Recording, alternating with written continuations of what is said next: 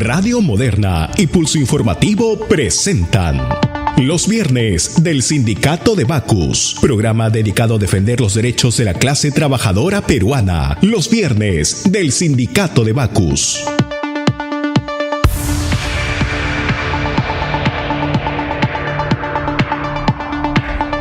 ¿Cómo están, amables oyentes de Radio Moderna 930 amplitud modulada? Efectivamente estamos en el programa de todos los viernes ya acostumbrado, los viernes del Sindicato de Bacus. En esta oportunidad vamos a conversar respecto de varios temas vinculados estrechamente al ámbito laboral. Pero antes yo quería contarles que al margen de tener en estudios la presencia del señor Walter Ricardo Lozada Chaparro, secretario general del Sindicato Nacional de Trabajadores Empleados de Unión de Cervecerías Peruanas Bacus y Johnston, yo quería mencionar a manera de homenaje que uno de nuestros invitados varias semanas atrás ha fallecido, y se trata nada menos que del doctor Carlos Ezeta Carpio. Es un hombre de derecho estrechamente vinculado a la clase laboral. Toda su vida casi se encargó de litigar en el ámbito que mencionamos.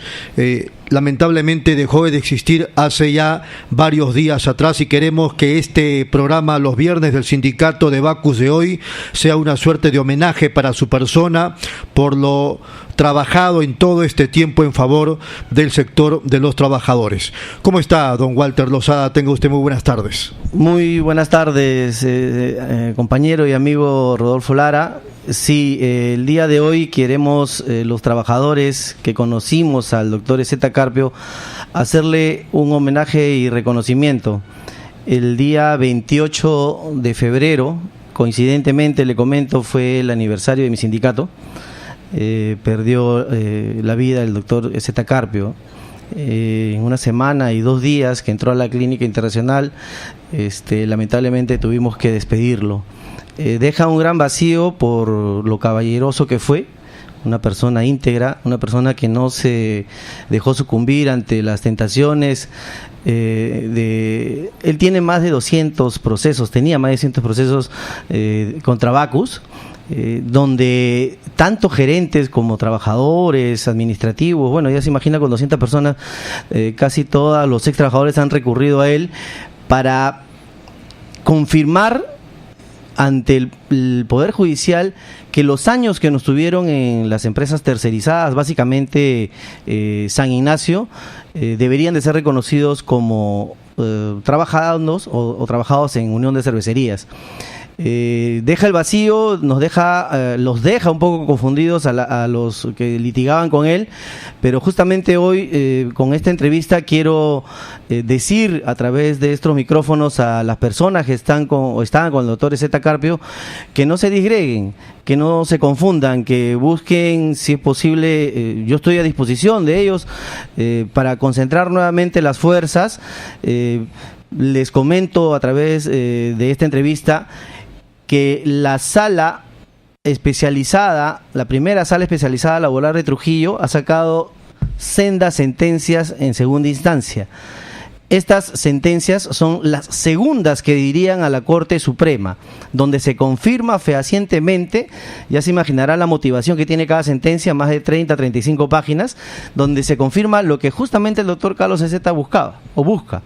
Lamentablemente, como le comentamos en una entrevista anterior o en diciembre que yo vine con él y tuve que hacer una entrevista directamente. Eso le iba a decir, usted lo entrevistó. Claro, yo le es. Entrevisté al doctor Ezeta en esta misma habitación, en el micrófono que a la derecha yo tengo y que ahora siento como que él está presente.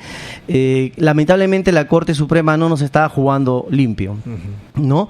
Por causas inexistentes, por, disculpe utilizar esta palabra, pero por ridiculeces, hacían que los expedientes bajen a primera instancia, ¿no? Y justamente la sala especializada, la primera sala especializada en la libertad de la Corte de la Libertad de Trujillo, bueno, le está reenviando a la Corte Suprema, porque ya tengo entendido que también ya interpusieron casación. sentencias de vista mejoradas, aumentadas, como para, y acá lo refutan, ellos refutan en la sentencia que están en desacuerdo con lo observado por la Corte Suprema. Ajá. O sea, ¿quién corrige la plana a quién? ¿No? ¿Quién corrige la plana a quién? ¿La Corte Suprema a la superior o la superior a la suprema? Por ejemplo, ¿no? Dicen, al respecto, este colegiado rechaza la argumentación de nulidad contenida en la apelación y reafirma su firme convicción de construir una nueva cultura judicial que no siga sucumbiendo al culto ritualista, ajeno a los intereses de los judiciables, que lo único que buscan es la solución de sus conflictos con una motivación fáctica y jurídica suficiente, que justifique el sentido de la decisión y solo se opte por una declaración de nulidad de las sentencias cuando existan graves infracciones al debido proceso, lo que no ha sucedido con los procesos que la Suprema ha llevado a primera instancia.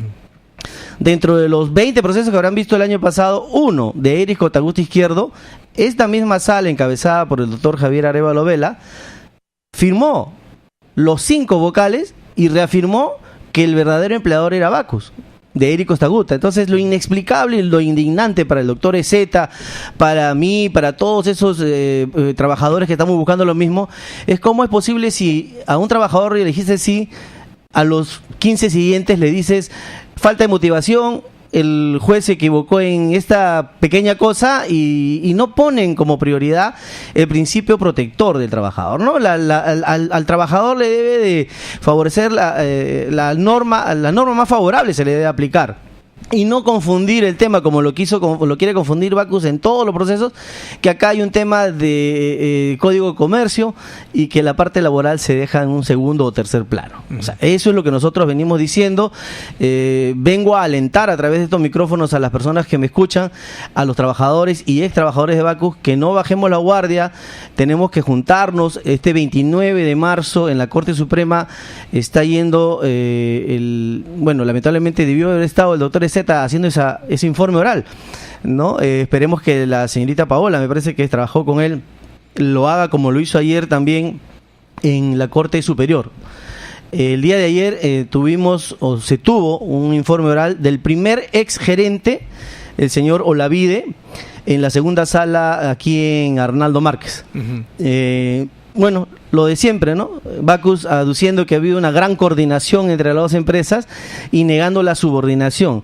Cuando hay sendos correos, innumerables pruebas. Evidencias por doquier. O sea, cosas que yo no entiendo cómo la Corte Suprema, por hacerle probablemente un favor, una ayudadita a Bacus, hace de que nuevamente o se vaya a primera instancia o baje a una segunda instancia, como fue el caso de Trujillo, ¿no? Pero hay una buena,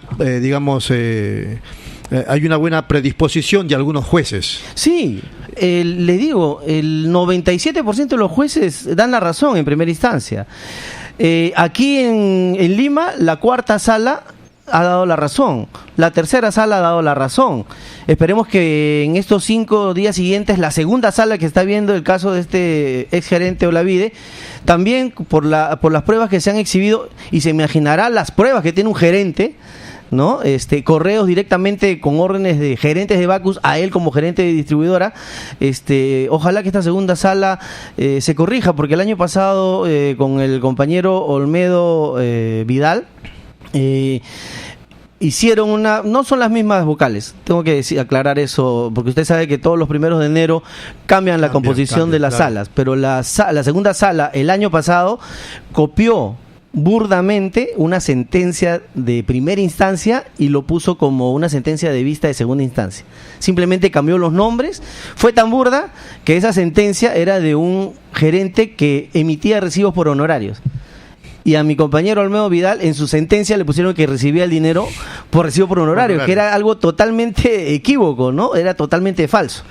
Este lunes 13 esa causa está viéndose en la sala de Javier Arévalo Vela. Hicieron un copy y se olvidaron de borrar eso o cambiar eso. Hasta los folios.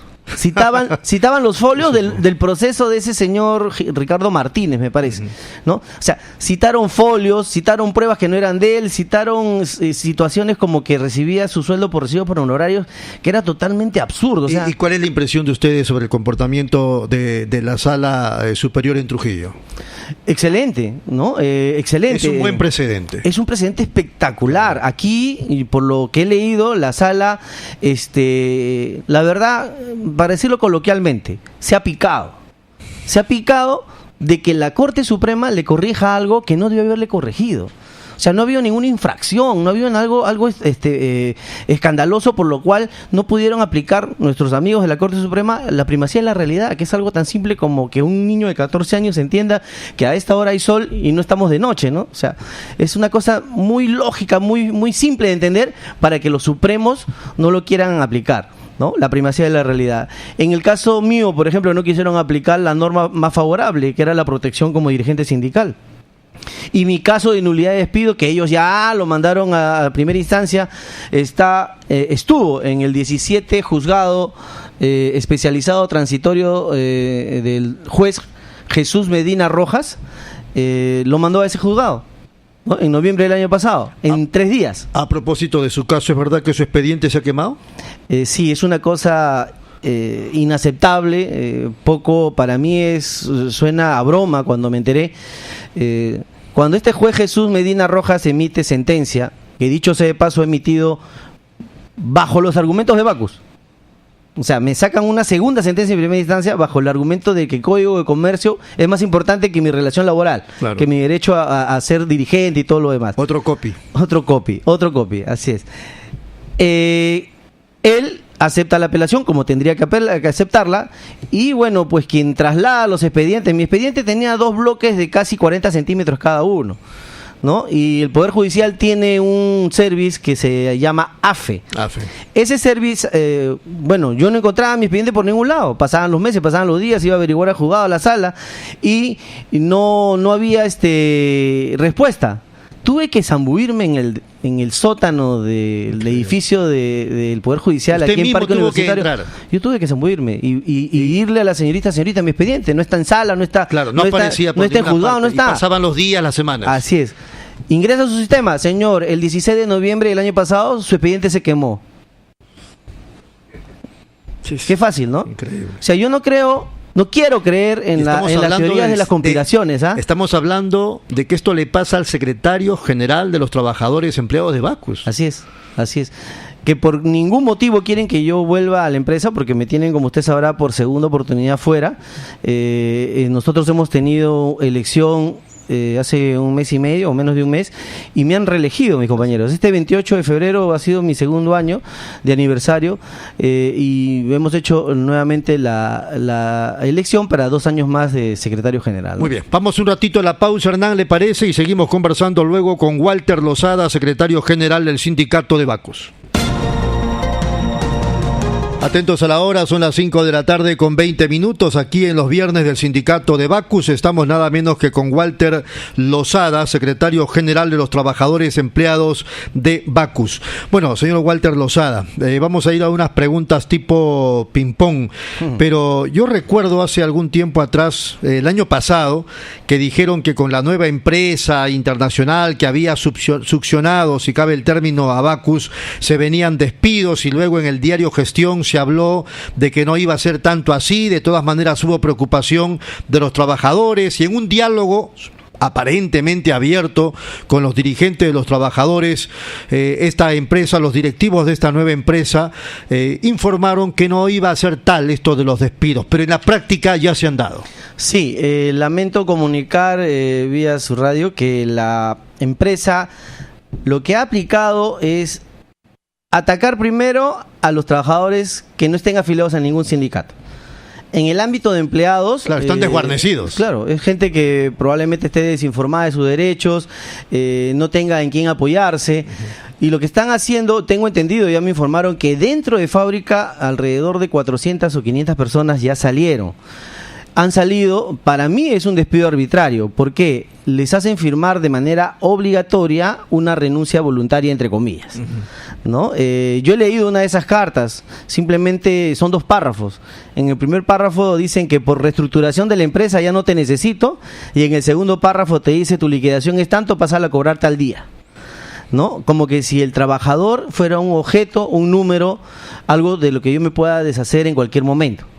Lamentablemente, compañeros que no saben quizás su derecho han firmado esa carta de renuncia. Sin ánimo de ser revanchistas, quizá ahora esos trabajadores despedidos se han dado cuenta de la importancia de consolidar un sindicato. Así es. Así es, nosotros seguimos empujando el tema de la fusión y de la unión de nuestros sindicatos. Hace 2 días hemos tenido una reunión nuevamente para impulsar esa idea de hacer una sola fuerza.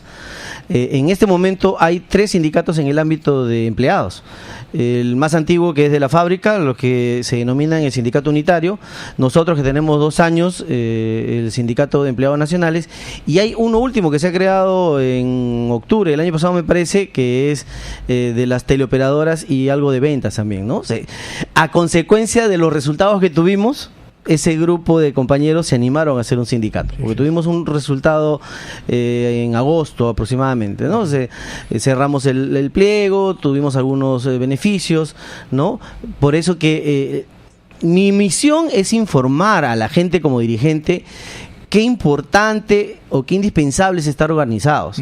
Porque de no estar organizados vienen estas olas de despidos. Para mí es un despido arbitrario, el que te sienten a la mesa o te encierren en una oficina y te dicen, tienes que firmar tu renuncia, ¿no? Entonces, no. Si en el Perú esa figura de firmo mi renuncia ya por vuelve la historia del fujimorismo, ¿se acuerda que hacían así con los trabajadores? Así es, y son cifras ridículas, señor Lara. Gente con más de 15 años de trabajo yéndose con 40.000 soles a la calle, 60.000 soles es nada, ¿no? Yo estoy en una campaña, este domingo tengo una nueva asamblea con mi sindicato para tener una sola idea. La idea es: no firmo mi renuncia, yo conservo mi puesto de trabajo.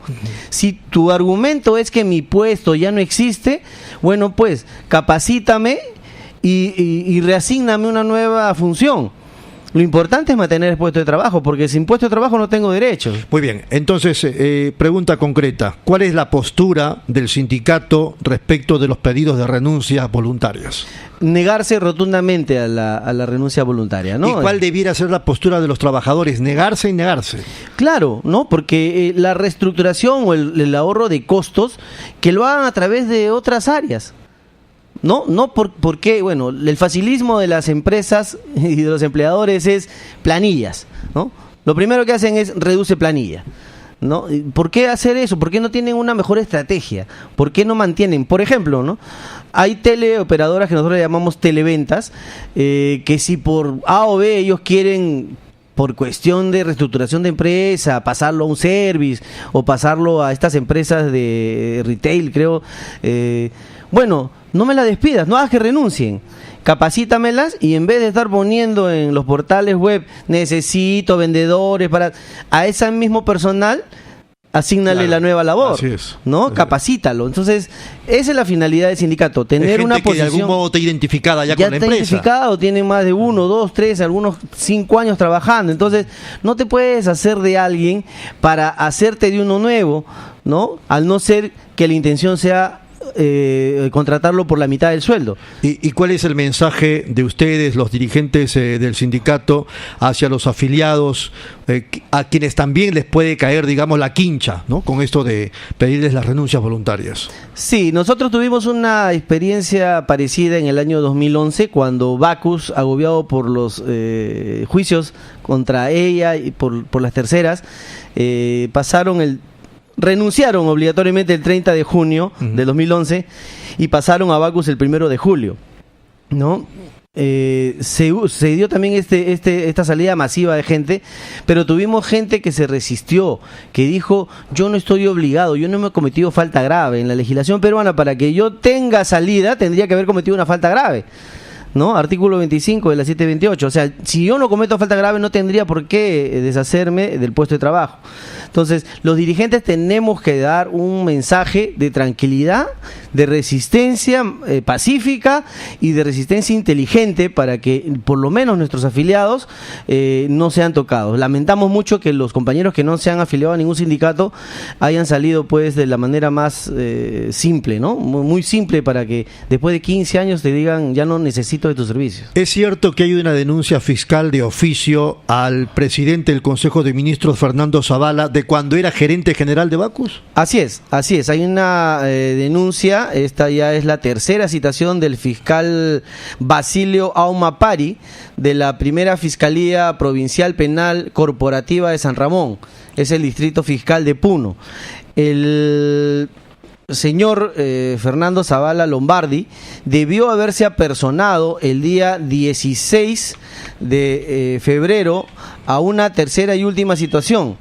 Lamentablemente tenemos conocimiento de que no se ha apersonado, ¿no? Se recibe la declaración, se ordena la declaración de Fernando Zavala Lombardi en fecha 16 de febrero de 2017 a horas 9 de la mañana, ¿no? Bajo apercibimiento de declararse su conducción compulsiva en caso de inconcurrencia a fin de que declare sobre los hechos que le imputan. ¿Qué le imputan al actual premier? Sí. El actual premier ha cometido el delito de desobediencia al orden legal impartida por una autoridad en ejercicio. ¿Qué significa eso? Nosotros tenemos un compañero ahí en Puno, el señor Ángel Bernedo, que fue repuesto por una acción de amparo, la sala civil allá lo repuso, pero no acató al 100% la orden judicial. El juez decía que lo repongan en su mismo puesto de trabajo, con la misma remuneración. Bueno, lo tuvieron más de año y medio de paquete, lo tuvieron de paquete. Entonces, el señor Bernedo recurrió al juez y denunció el incumplimiento de la orden judicial. Ese es el delito que se le imputa no solamente a Fernando Zavala, a la señorita Carla Silva Aristi, que es actualmente la directora de Recursos Humanos de Bacus, a José Antonio Alatrista Yapa y a Belardo Luza Romero, que son ejecutivos de la distribuidora de allá de Juliaca. Entonces, lo que el fiscal denuncia o está en proceso preparatorio de denuncia es justamente, ¿no?, la conducta imputada se materializa con el requerimiento de la autoridad en el ejercicio de sus funciones, siendo esta la resolución 67 y 71, debe ser la resolución donde se cumpla la orden de reposición a su puesto de trabajo, en donde se requiere a los imputados cumplan en el plazo de 5 días la sentencia expedida, ¿no? Que no la cumplieron. Que no la cumplieron. Entonces, el fiscal, por ser el principal autor de la parte penal, lo está investigando justamente, está formalizando para continuar la investigación preparatoria, ¿no? Entonces, ya la tercera vez, yo a través de estos micrófonos lo dije en una entrevista anterior, el señor Zavala, si no nos organizó, no supo llevar a 4.000 personas, que ahora ya deben ser 3.500 con los que han salido en una empresa, pretende dirigir los destinos de 30 millones, que hasta ahora veo que está dejando mucho que desear. Bueno, eso es muy notorio con todo esto que está pasando. Mucho que desear, así es, con todo, y con todas las cosas de corrupción que se están viendo, ¿no? Sí. O sea, es lamentable, yo creo que ya debería dar un paso al costado, que se ponga derecho en esto, no es una cosa tan simple, es una cosa doméstica, ¿no? Que vaya y explique al fiscal por qué no quiso cumplir la orden judicial con Ángel Bernedo en Puno. Muy bien, don Walter, el tiempo nos ha ganado, le agradecemos su presencia, ha sido muy gentil. Muchas gracias, señor Rolfa. Muchas gracias. Ha sido Walter Ricardo Lozada Chaparro, nada menos que secretario general del Sindicato Nacional de Trabajadores Empleados de Bacus. Señoras, señores, gracias por la sintonía prestada. Permiso.